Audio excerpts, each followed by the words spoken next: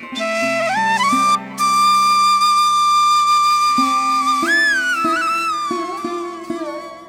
नमो भगवते वासुदेवाय नमः। जय श्री कृष्ण। योगिनी एकादशी की आप सभी को हार्दिक शुभकामनाएं।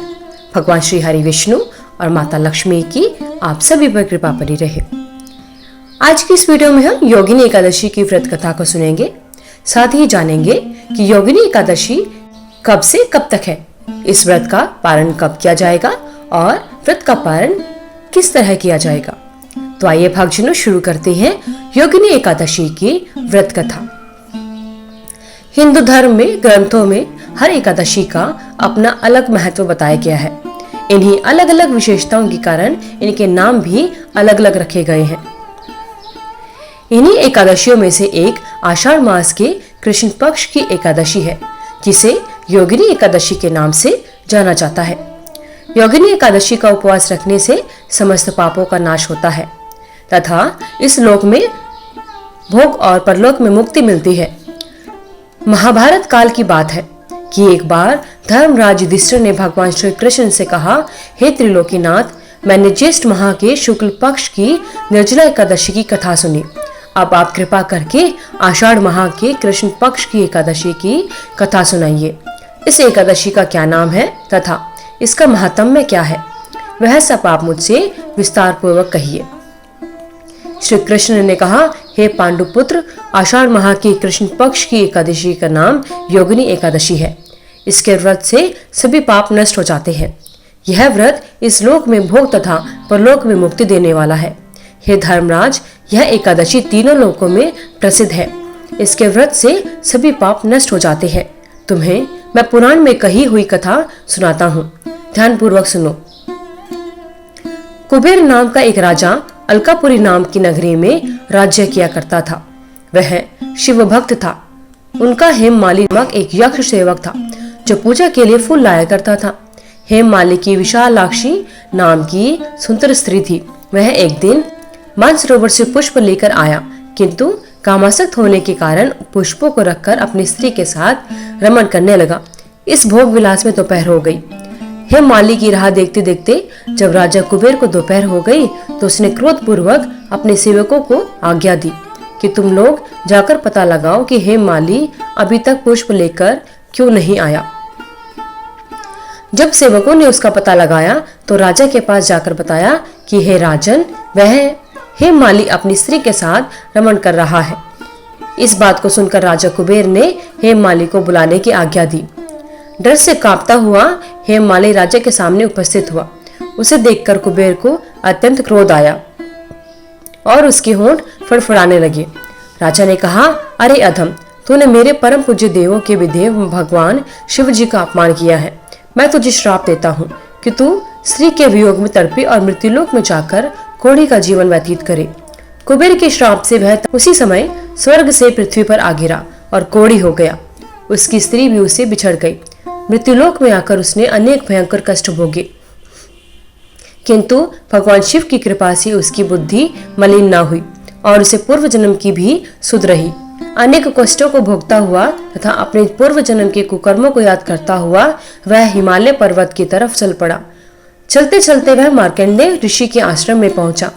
वह ऋषि अत्यंत वृद्ध तपस्वी थे। वह दूसरे ब्रह्मा के समान प्रतीत हो रहे थे और उनका वह आश्रम ब्रह्मा की सभा के समान शोभा दे रहा था। ऋषि को देखकर हेममाली वहां गया और उन्हें प्रणाम करके उनके चरणों में गिर पड़ा। हेममाली को देखकर मार्कंडेय ऋषि ने कहा, कौन से कर्म किए हैं जिससे तू कोढ़ी हुआ है और भयानक कष्ट भोग रहा है। महर्षि की बात सुनकर हेममाली बोला, हे मुनिश्रेष्ठ, मैं राजा कुबेर का अनुचर था। मेरा नाम हेममाली है। मैं प्रतिदिन मानसरोवर से फूल लाकर भगवान शिव की पूजा के समय कुबेर को दिया करता था। एक दिन पत्नी सहवास की सुख में फंस जाने के कारण मुझे समय का ज्ञान ही न रहा और दोपहर तक पुष्प न पहुंचा सका। तब राजा ने मुझे शाप दिया कि तू अपनी स्त्री का वियोग और मृत्युलोक में जाकर कोढ़ी बनकर दुख भोगेगा। इस कारण मैं कोढ़ी हो गया हूँ तथा पृथ्वी पर आकर भयंकर कष्ट भोग रहा हूँ। अतः कृपा करके आप कोई ऐसा उपाय बताएं जिससे मेरी मुक्ति हो जाए। मार्कंडेय ऋषि ने कहा कि हे माली, तूने मेरे सम्मुख सत्य वचन कहे, इसलिए मैं तेरे उद्धार के लिए एक व्रत बताता हूँ। यदि तू आषाढ़ माह की कृष्ण पक्ष की योगिनी एकादशी का विधान पूर्वक व्रत करेगा तो तेरे सभी पाप नष्ट हो जाएंगे। महर्षि के वचन सुनकर हेममाली अति प्रसन्न हुआ और उनके वचनों को सुनकर योगिनी एकादशी का विधान पूर्वक व्रत करने लगा। इस व्रत के प्रभाव से उसने अपने पुराने स्वरूप में आ गया और अपनी स्त्री के साथ सुखपूर्वक रहने लगा।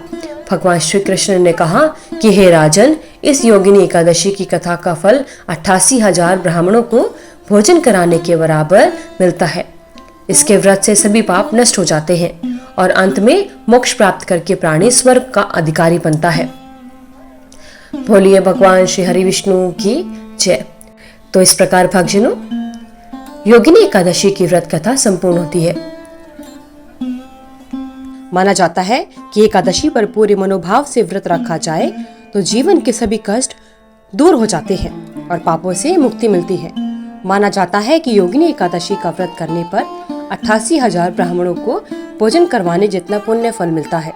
साल भर में 24 एकादशियां पड़ती है, जो कि हर महीने के कृष्ण पक्ष और शुक्ल पक्ष की एकादशी को रखी जाती है। इसी तरह आषाढ़ माह के कृष्ण पक्ष में पड़ने वाली एकादशी को योगिनी एकादशी के नाम से जाना जाता है। एकादशी पर पूरे मनोभाव से भगवान विष्णु की पूजा आराधना की जानी चाहिए। माना जाता है कि भगवान विष्णु प्रसन्न होकर भक्तों पर अपनी कृपा बरसाते हैं। पंचांग के अनुसार आषाढ़ माह के शुक्ल पक्ष की एकादशी तिथि 21 जून सुबह 7:18 पर शुरू होगी। वहीं इस तिथि का समापन अगले दिन यानी 22 जून को सुबह 4:27 पर हो जाएगा। उदय तिथि के अनुसार योगिनी एकादशी का व्रत 21 जून यानी शनिवार को रखा जाएगा। योगिनी एकादशी के व्रत का पारण 22 जून की दोपहर 1:47 से शाम 4:35 तक किया जा सकेगा।